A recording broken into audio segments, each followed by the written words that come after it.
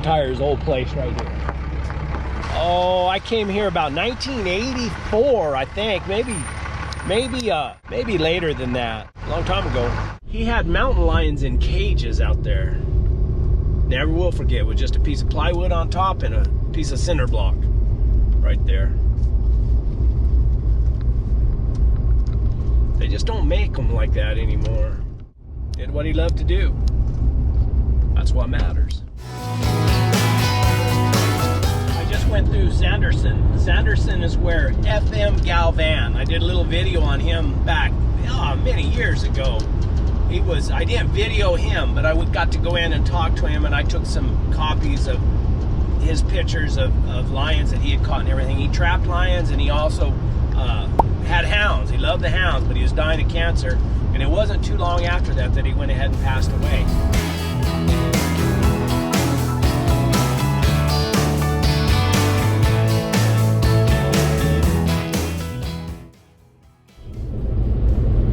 Good morning. Last night I camped in a fenced-in enclosure from the pipeline company that I'm doing work for.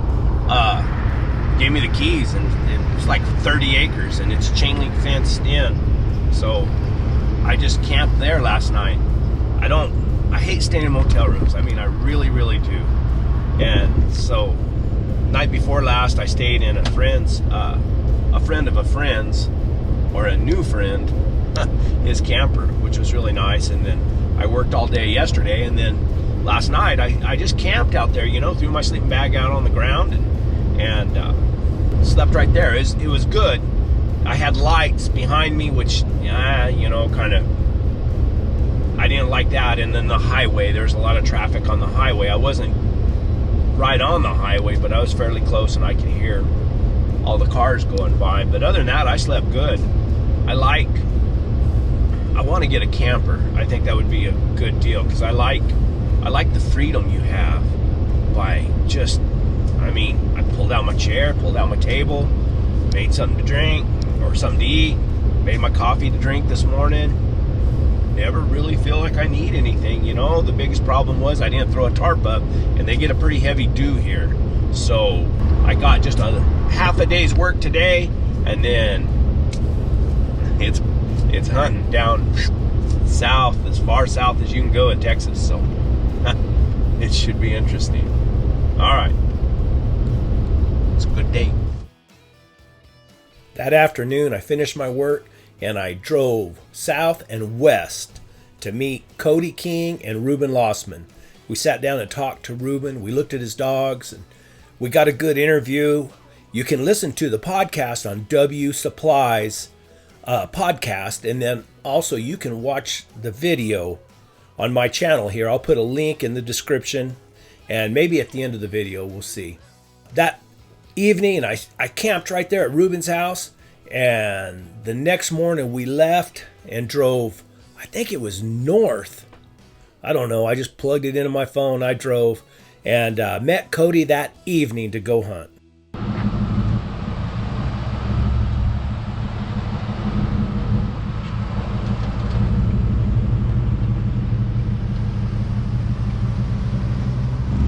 Going South Texas cat hunting with King Cody.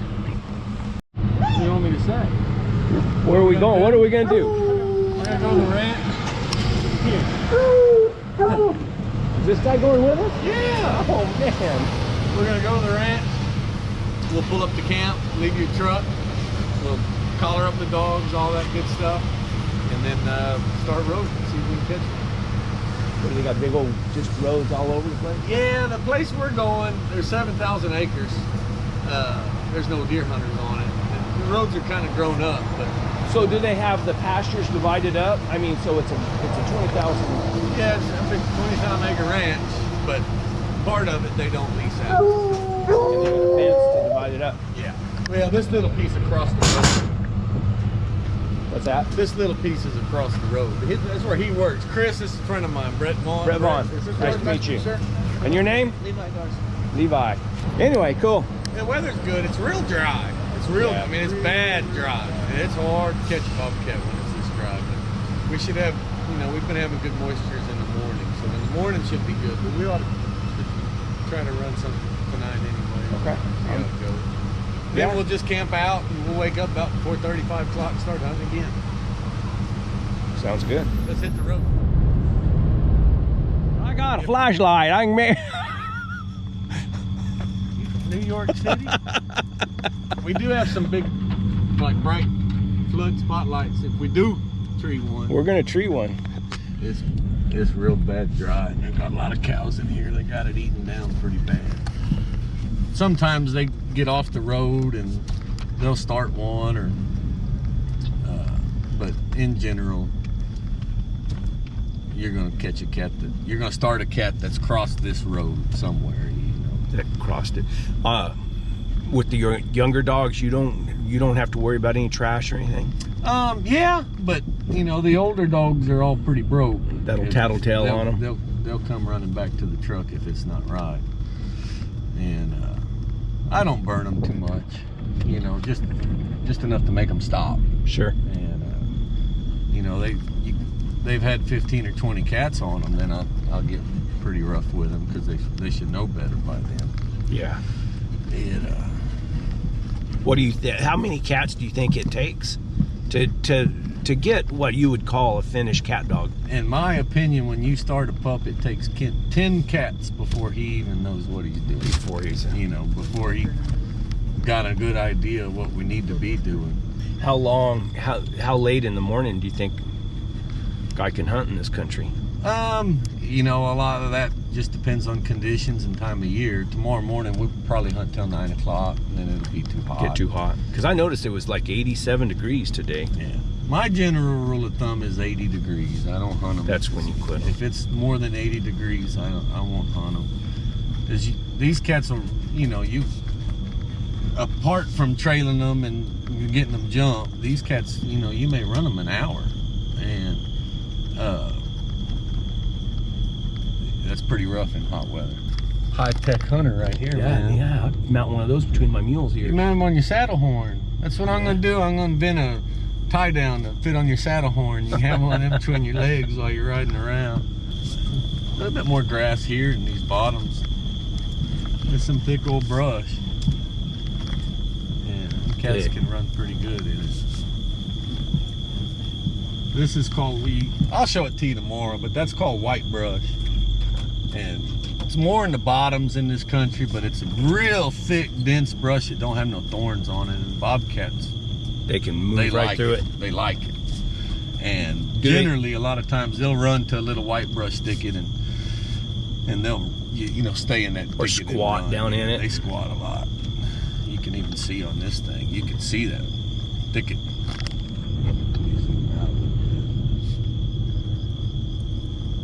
It's on that creek right there. You can see that white brush along that creek. It's good hunting along these creeks. If they ain't moving, they ain't moving. We're gonna have to be pretty close behind one to catch one tonight. Just because of how dry it is? Yeah. At least the wind ain't blowing. In the morning we'll have a dew, and that'll help a bunch. But it's still pretty tough. How many miles do you think you? I rode these dogs like this. 30 miles. Yeah, generally. On a long hunt when it's cool, you can hunt a little later. Tonight we'll probably hunt, till 10 or 11 o'clock, and then go lay down. The humidity goes way down during the day, and then as it gets dark, it starts climbing until gradually getting a dew at some point. Yeah, you can feel it. I call it heavy. You can kind of feel that heaviness coming in. And the longer you wait, the better it gets. So you don't have any coyote races anymore? I don't want to jinx you. You're going to jinx me. You're going to have to edit that crap out now, let me tell you. Make you sign a waiver. No coons, no possums, and no coyotes can be shown on this. One thing about my channel, it's honest. Yeah, that's what I was afraid of. No, not in general. Young dogs. You're always going to have young dogs. Always going to start some trash. But we talked to Ruben last night. I'm surprised he didn't tell you the barrel story, and I didn't think to bring it up. The bear. A barrel. He used to have an old dog that sucker liked the coyote. Ruben set a live trap, caught one, and put it in a 55-gallon drum, and he threw that dog in there with that coyote, closed the lid. It worked. Well, you heard on that one podcast, same old story. Said, yeah, we had one dog. He said he wouldn't quit running deer. He said, so we got a deer hide and threw it in a barrel and threw the dog in there. He said, well, that dog, he said he never quit running deer, but he was sure scared of barrels after that. Reuben wet him down, throw him in a barrel, and of course with a live coyote. And it's funny, you know, sometimes certain dogs can talk other dogs into running trash. Yeah. And I had a pup that named Bruno that was a cat starting fool, but he was trashy. And I gave Ty Vic that dog in his old age, but that dog would start trash and them dogs would ignore him. And that dog would start a cat and they would honor him. And they could tell the difference. Oh, they can tell the, yeah. They could tell. Dub Hester had a dog that would sit right by you until she heard Jack bark. And when she heard that certain dog bark, she'd go. She there. Got a dog rigged a cow, probably. Rigging out of the truck. But They will rig, but they'll rig just about anything too. yeah. No. Dub. Oh, Dub had that dog. Yeah, she wouldn't go unless she heard Jack bark. How come we didn't catch a cat? That's because I invited this guy from New Mexico down, and the son runs bad luck. They weren't. Bad luck. They weren't moving, No, the cats weren't moving tonight. and it's drier than a popcorn fart. Yeah, but we didn't even get a bark. But I think that considering they weren't moving, they ought to be moving pretty good in the morning about daylight. So We're gonna go back to camp. yeah, let's go back to camp. Get a couple hours of sleep and.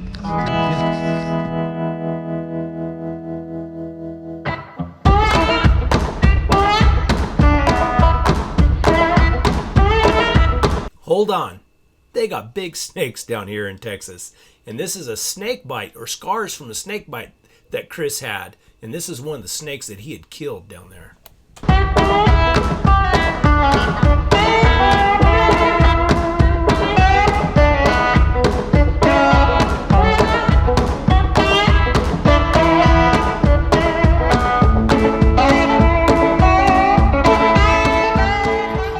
What you doing, Hot Rod? Finally made it. You bring the burritos? Made it without killing myself. Mr. Brad, how you doing? Good. How are you? Good. No burritos or donuts? Uh-huh. No burritos or donuts? Dude, I thought y'all had some You were sausage the Krispy cooking. Kreme truck pulling up. Mr. Levi, how you doing, man? Good to see you.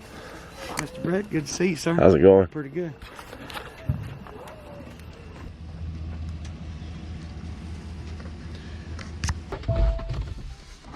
I'd love to get out of this truck, but nobody showed me where the ding handle was.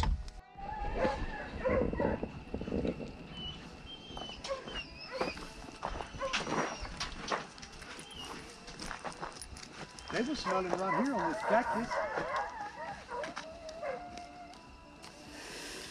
You know, that dog used to be when she barked, the cat was jumped, the race was on. In her older age, she's getting colder and colder. Yep. The fog, you can't hear them worth the crap. They're 100 yards away. Smile. There's Lacey. You hear that dog right there? What is that? That's Tina, that dog that lost her voice. Yeah. Okay. Boy, she could wake the dead, can't she?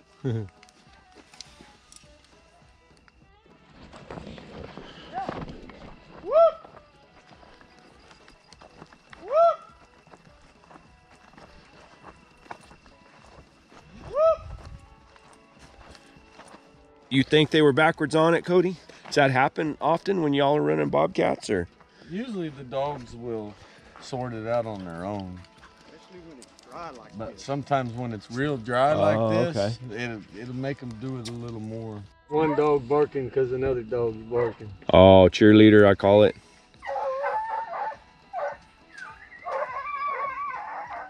Yeah, there ain't no reason for them to sound like they're fixing to run with it. Get in there, old timer, show them how it's done.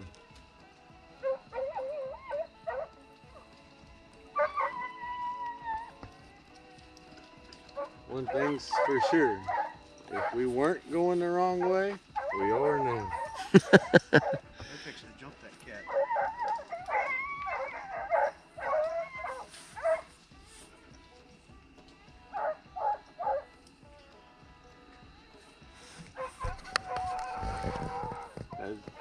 That's that? Jesse.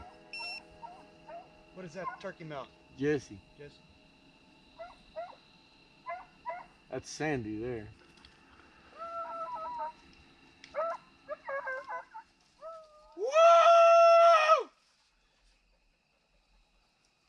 Those dogs are still opening up every now and then, but they're not.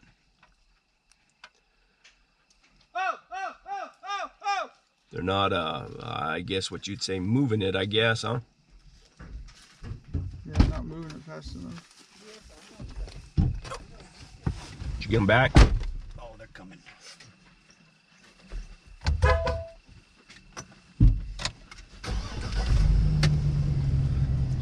There's Lacey. So I was saying the prevailing theory is that was a kitten. We don't know. It's dry. There ain't no way It's to dry. know It's that. just dry and you're just not. Still going. Can't move it. What's barking out there? Jesse.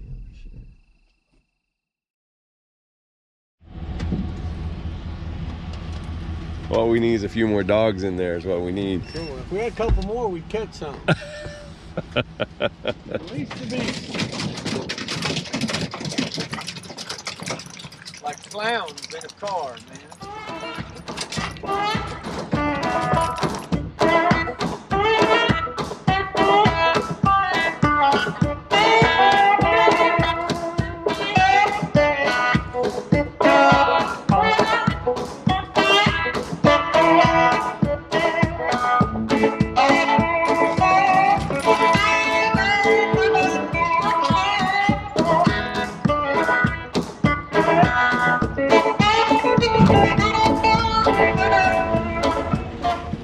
That's Al. Hey! That's Al. You can hear that old whoa.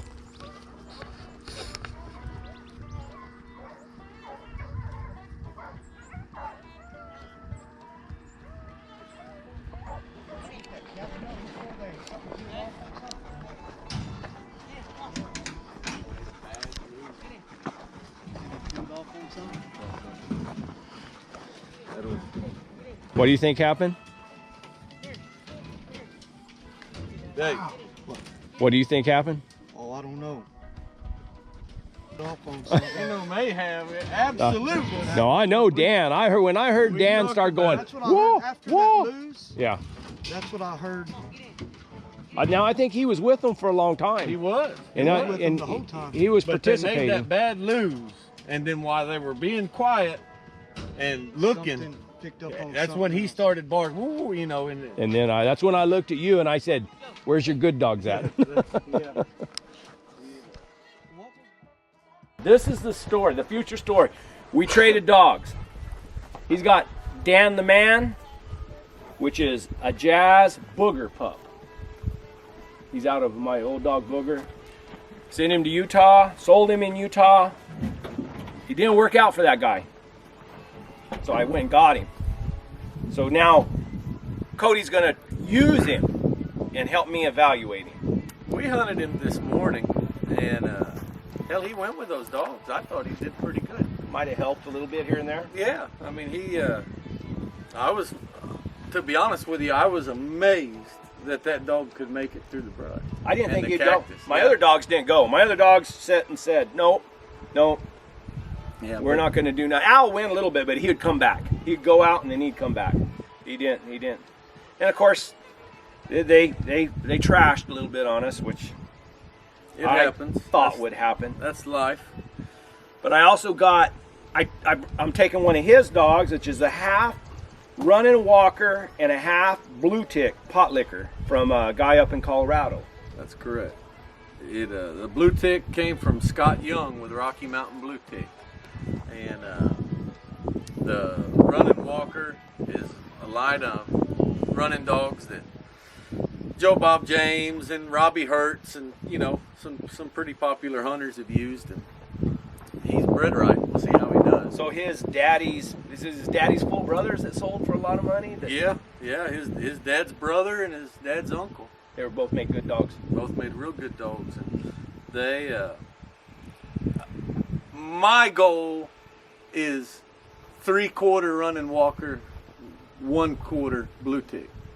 So in order to do that, I had to have a litter of dogs that I don't necessarily want. I shouldn't say I don't want them, but it's not my goal. It's not my end product. The end result. I want to breed that dog or one of his litter mates, to a pure running dog and get some quarter-bred dogs. I think that's what Dewey Walton does in I think he's in Oregon or something. Yeah. He breeds down to about a quarter tree dog, pot licker, whatever you want to call it. That guy, from everything I hear, I mean, he catches the bobcats and runs straight bobcat hunter. He don't run anything else. And doesn't Mike Kemp, isn't his dog's running dog? And have you heard of him? Yeah, Mike Kemp. Have you heard of him? Yeah. You gotta get over here. If you're gonna talk, you gotta get in front Come of on. the lens. I can't be the only one. That's illegal. Yeah, he's got running dog and pot liquor. And he breeds them down to about an eighth or a quarter. Eighth, yeah. Okay. So that's kind of what, we're going to see Cody and these guys up here and Dace, right? Dace Atkinson. Dace Atkinson. They're up here in this good bobcat country, and they got a lot of bobcats. We didn't start anything last night, but they weren't moving. This morning they were moving, but we just tough conditions. It's real dry. Look at that. And that's kind of like, sorry. And as much as you can blame it on tough conditions, and as much as you can blame it on anything, what it boils down to mainly is once you get them cats going, your dogs cannot make a mistake, and if they do, they pay for it. Cats And unfortunately, 3 races this morning, the dogs made 3 mistakes, and that's all she rode. But it's this is like a totally new thing for me. I've never really hunted this way, but I like it. It's a lot of fun. I know one thing that you said that was pretty different is not being able to see the dogs because the brush is so thick. I'm used to being able to ride up and see the dogs and see what's going on, at least when they start the track, for sure. And if I'm in good country, then I always stay with them. Sometimes I get to places where, I can't. They go up a big old rough spot and I got to ride around. But most of the time I can sit there and watch my dogs. I can tell what they're doing. And so I don't rely on my hand or my Garmin or whatever as much. But in this country, you have to rely on it or real good ears. Yeah. Because it's so thick and brushy. Brett was making fun of us for having our eyes glued on our Garmins. And last night we were driving around. I had my drive track up on the dash, and I had my Garmin in one hand and my map on my phone in the other. And Brett looked at me and just shook his head, man. And I was wondering if I could mount one of those drive tracks between my mule's ears. Yeah. But no, we had fun. I think it'll be interesting to see how your dog does down here and how half of one of my dogs does up there. So. And Cody's going to come down and hunt with me sometime when we get the opportunity. We're going to make it happen down there too and see what happens. And then I got some country that it's not.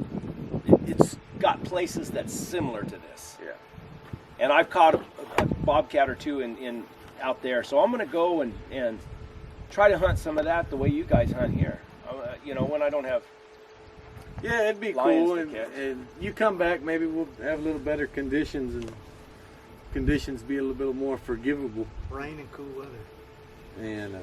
And Chris over here, he's the guy who allowed us to come on this property. Come on in here, Chris. But I think he's on the witness protection program, so we can't show his face. You don't want to be on camera. He's the rattlesnake guy that got bit by the rattlesnake and kills the 12-foot long rattlesnakes. Yeah. Arrowhead. Yes, sir. And arrowhead hunter. As Chris says, snakes so big they bite you in the belly button. Yeah. And an arrowhead hunter. Yeah, you ought to send him some pictures of your collection so he can post it into the video, especially all them bird points. Chris has a world-class arrowhead collection. It's really cool. He spent hours and hours looking for them. Been hunting them a long time. Yeah. Cool. Find them hunting and everywhere else. Chris is not a cat hunter. Chris is a hog hunter. He hunts hogs with dogs. And he's got a saying for everything, but he's not saying it on camera, but he's got a saying. No matter what you say, he's got a little smart aleck remark to come back with. Yeah, but we get some rain and we'll try it again. Yeah, I'm gonna be back. I don't know if I'll have time to hunt, but I'm gonna be back in a couple weeks. Hold on a second. And if my work keeps up down here, then I'll be doing it more often. So I don't know if might be getting rid of all those pot lickers and get me a whole line of running walkers.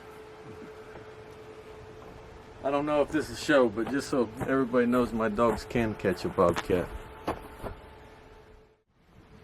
When the conditions are, and I think, and I had kind of a realization about what happens to me a lot of times. I'll get in a good spot where a bobcat has gone through there, and I think I got the nose power where I can trail an older bobcat track through those spots, and maybe get up to where that bobcat is maybe hunkered down up a little old ravine or something, but he hears those dogs coming. Yeah. And they can't go fast enough to get him, and even if they do get him going a little bit, he might circle around, play a trick on them, and they have Come a right lose, back. and you lost that time. They lose that time by not being able to pick up that lose, and he cuts across one of those greasewood flats, or he goes into a bad sandy area and cuts across. They'll go to trotting You're done. in this stuff here. Yeah. And they're not running, just a slow trot. And they'll go to weaving around and not rubbing on anything, and it's almost like they know, how them Almost, dogs yeah. are trailing them, Yeah. Sometimes I think you give them animals a little more credit than they deserve, but They'll just suck it up and pull on out just Yeah. doing that little trot. Do a couple little doodads and yeah, little tricks, here, and then there, gone. Old timers say they suck it up or turn off the scent valve. Yeah, I've hunted with old timers that that happens that too. both. Yeah, I've hunted with old timers that swear all them cats can turn their scent off. Lion hunters believe that. Yeah. I gotta say, I've probably said it in a lot of my videos. Orville Fletcher said, "You know how you're trailing a lion sometimes," he said, and then you just can't trail him anymore. You lose. He said that's when the lion goes to sneaking. Yeah. He said they're just walking around doing what lions do, hunting, or whatever. And sometimes you have one of those bad loses when they're sneaking because they're trying to get, where they can get Up on a deer or something. Or they go to sneaking when they know they're being trailed, or they're not. It's not a conscious thing that they can actually decide, I'm going to sneak because these dogs can't trail me. I'm going to sneak because I'm a cat, and that's the way I get away from stuff, is sneaking. And he just starts sneaking. When he starts sneaking, they don't leave that much scent. So the same thing is saying, well, they turn off their scent. That's how they turn off their scent, is by sneaking. Does that make sense? Yeah, absolutely. My dad told me about a story in the early 60s that him and my pawpaw were on horseback and following the coat dog, running Walker's coat hunt. And they could see a cat out in front of them dogs. And he'd just walk a little bit, and he'd sit down. Then dogs get a little closer, he'd walk a little bit, and he'd sit down. He took his 22 and shot right below that cat, scared him. As soon as the dogs got to right there, the race was on. They get after you scared. Yeah, made him spurt this. Then when they got to where that cat just started easing around, they went back to like they were cold trailing. I seen one 2 weeks ago.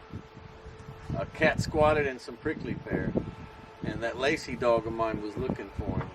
And me and my daughter Taylor were standing there watching him, and the antenna from Lacey's collar drug across that cat's face just like that. Swear to God. And there was probably half a dozen dogs in an area this big, and that cat in the middle, and it took them probably 2 minutes to find him. And when they found him, boy, he jumped up and took out of there, and the race was on. But I mean, they've been running him for 20, 30 minutes, and he squatted down right there, and they couldn't smell him. So the dog I have is Jack. The dog you have is Dan. And I'll send you a report. Yeah, Report card. This is part one. Part one. So we'll see how everything turns out. It's a good time of year. I mean, it's going to get better. The conditions are going to get better. It's going to get cooler. We will get some moisture eventually. Yeah. So it'll be good. We get some rain. It's not, and I'm several hours from my house, and it's not quite this bad in my country. You're further south. I live further south. Well, cool. Thanks for Sounds coming, good. man. Oh. Had a blast. It was a good day. Sorry we couldn't get Thank you you, a cat. Brett. Damn nice to meet you and hunt with you. Chris, Pleasure to meet you. Enjoyed the hell out of it. I did too. That's Levi, fun. come here. Come here, Levi. He ain't been in the Tell county that yet. pretty girl came by the house yesterday. Wave at her and say, I love you, baby. Say hi.